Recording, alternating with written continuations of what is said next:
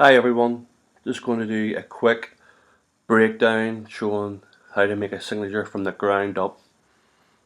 Now, I will post the image for the background which has been used and the render, and I'll also give you a link to the C4D. Okay, so let's get started. So let me show you the end result first of all. Okay, so this is what we're going to make today. So let me untake that and start from scratch. So start from the bottom. I'm working off a 450 width with a 200 height pixel. So this is my canvas. So let's start with the background. Plain white, just white.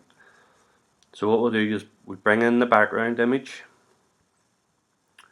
So we're going to go for a forest theme. So I brought it in, I didn't stretch it, I just kept it to the normal size so it doesn't look too stretched or distorted. Now what I did next was change the color of this. Now it's too green and blue, so I wanted to change the color. So here's my next layer, which is an orange. So if I bring that in, so I change the color, but what I need to do on this layer is change it to hue. So the color blend is set to hue with 100% opacity. Next, I brought in my C4D layer. Okay, so this is two blended together, and what I did, I used my blur tool and you blur it in. Next layer is one of the renders. There's three copies, so there's the main image. But what I'm going to do is bring in a copy of it. This will give you a nice wee glow behind it. So on this one it is set to linear dodge, and what I did with this one was use the smudge and just smudged that out. Same again, next layer is another copy, but this one is set to color dodge and smudged that out again. What I also did in this one is hit Command U, which brings up hue and saturation, and I changed the color to match this color orange, so it all blends in. Next was a texture layer, these bokeh lights. Now when this layer comes in, it will be set to normal, which is this. This is how it comes in. But for best effect, take away the black, I'm going to use screen or lighten. Yeah, lighten looks a wee bit better. So that's more or less the background. That's where we're going to start up from. So we'll bring in our render, which is the main image. This is our focal point. Okay. Next is a text layer. So what I did here, this is one text, another text.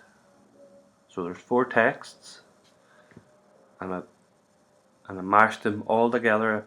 I merged them into one layer. On this one I have a mask layer.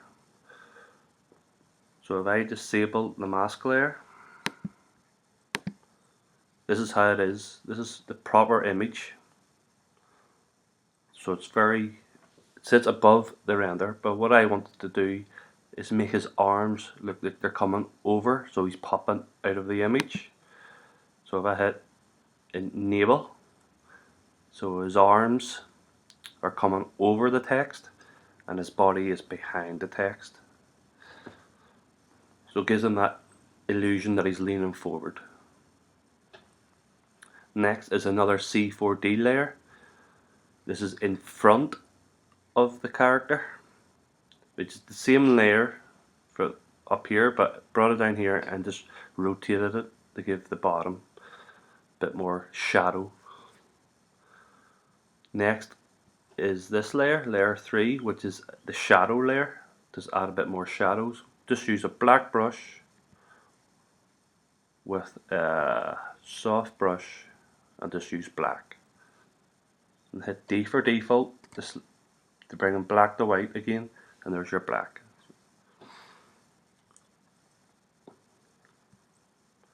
Okay, next, layer 4 is my light layer.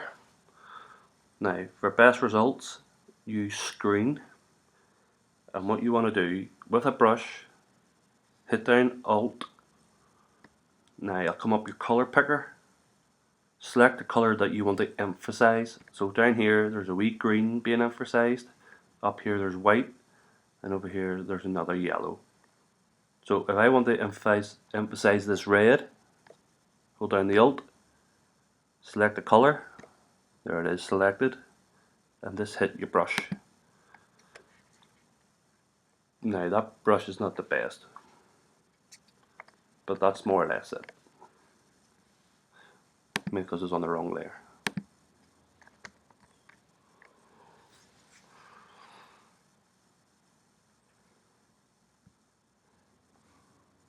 Why?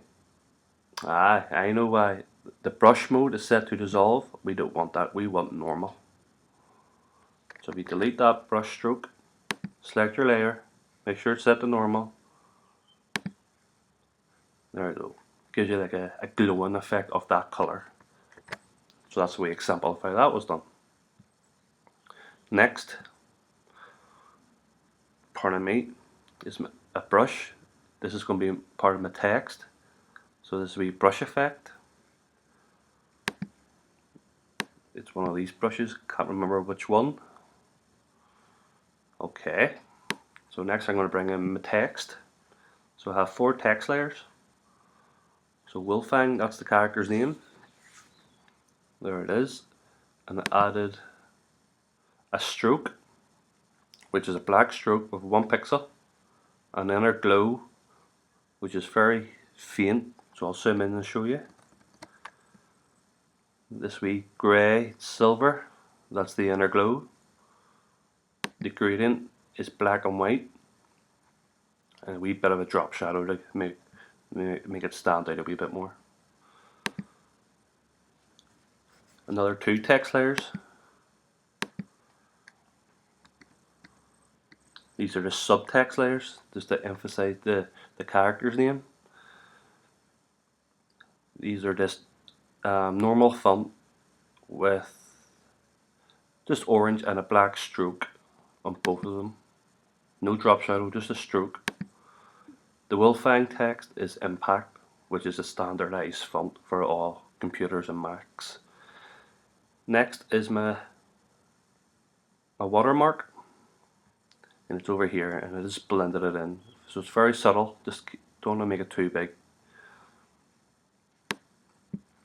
Next is layer 2, which is my light source. Now what I did here is used I used a brush, a soft brush, scroll up, there it is, selected, and select D again to default, hit X to switch between your 2 colours, there's X, now it's white again, and you just brush in your wee light source up here. I've already done it, so I have, so don't need to do it again. Okay, now I'm going to give a wee bit of texture to my image. So here's a pattern. This is a adjustment layer. Now it's very subtle, so you might not see it, but as you can see, there's like diagonal lines. So I'll take it off to show you without it. There it is, and there's it with. This gives a bit more texture to the image. Next is my border. Now this is a double layer border. So there's black on all the way on the outside, and to make it really stand out, I used the same color orange as the text and did it inside border. So a 2-layer border.